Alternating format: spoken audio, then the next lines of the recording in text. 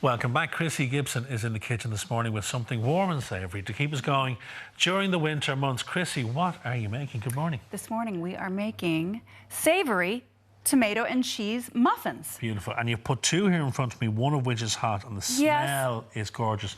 I'm going to try and exercise some restraint? Yeah. Okay. I'll wait till you say go. All right. These look and smell delicious. Easy to make? They're so easy. In fact, we don't even need any electrical appliances. We've just got to go out good old whisk.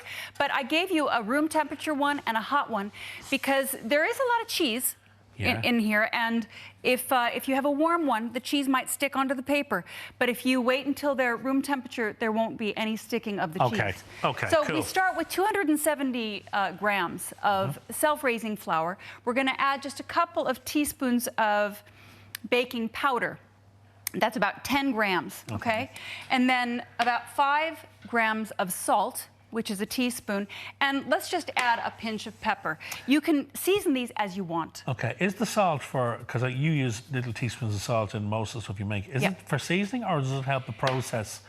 Here is a muffin that will suffer if under-seasoned. Okay?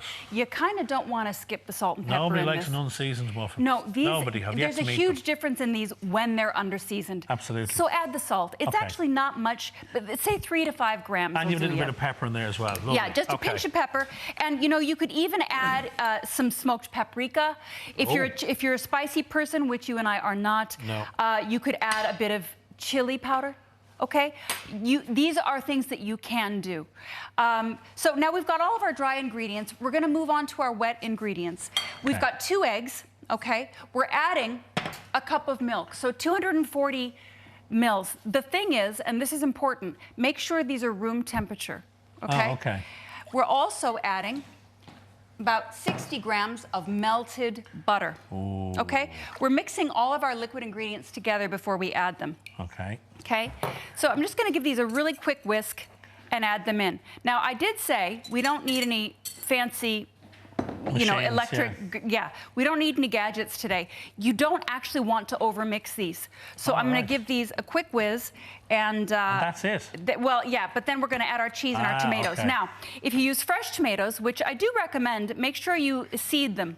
Okay? Yeah. So we're not going to add all the bits of seeds in the middle and the rind. Okay. Just add the good bits. So a nice little fine dice. Yeah, and for cheese, that's, by the way, it's going to be about 3 small tomatoes, okay?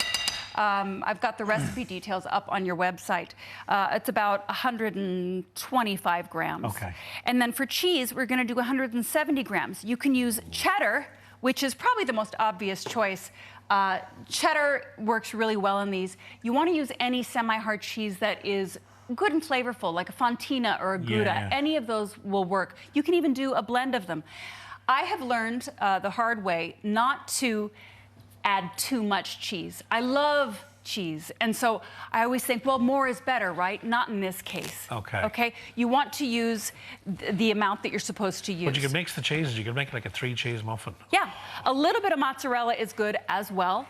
Okay. Yes. Just remember that if you don't stick to what it says on the recipe, you might end up having a muffin that doesn't bake all the way through, or one that is just it's just too sticky and you don't get it off your paper. So observe the measurements is what you're saying when we're observe the measurements on this one. Okay. I've also got a couple of tablespoons each of just dried parsley and dried basil. Can you use fresh herbs? Yes, of course you can. But you know, one of the things I love about these muffins is that I can whip these up pretty much any time because I've always got these things at home. So that's a couple of teaspoons of each. Tablespoons. Tablespoons. So there's a lot of herbs gone in there. Yeah, it is, but it works. So you're doing about 3 grams of parsley and 5 grams of basil.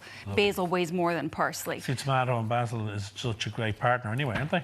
Yeah, absolutely. Think of pizza, everything about this works. Now, if you want to skip the tomatoes, you can, and add instead maybe some diced salami or pepperoni. Bit of chorizo. Cooked chorizo, not raw. Yeah, those are really, really good options. And the juices from the meats will make up for the tomato that's not in it. Does that make sense? Absolutely. So you can play around with these. You want to fill your muffin cups about 3/4 of the way. Okay, so not to the top. Give them room. Not to the top. Honestly, these are not going to rise a lot in the muffin. So you don't have to worry too much about overflow. Okay? You're going to bake these at 160 for about 25 minutes. If you have an oven that runs hot, maybe 20 minutes. Okay? If you've got an oven that runs cool, go for 30 minutes instead. They should be nice and brown on the top. I can't wait any longer, Krissy. Why don't you dig in there and let me know what you think? And I got to go for the hot one or the room to... Oh, actually, try them both. You'll see the difference. Okay. What I'm All right, then. Don't have to ask me twice. No, that's but done. You'll see what I mean about the paper. Yeah. When they're warm, the cheese will stick to the paper. That's right. Yeah, after it is. they've cooled, the cheese will not stick to the paper. Oh, mammy. And you've got some real butter here for me as well. Why not? I don't normally eat butter before 1 o'clock on a Sunday, Krissy, but I think for today, Saturday. Is it Saturday? I don't know what day of the week it is. Anyway. But I have made these with chili powder and smoked paprika before, and they're quite nice. Now, I'll just be very delicate.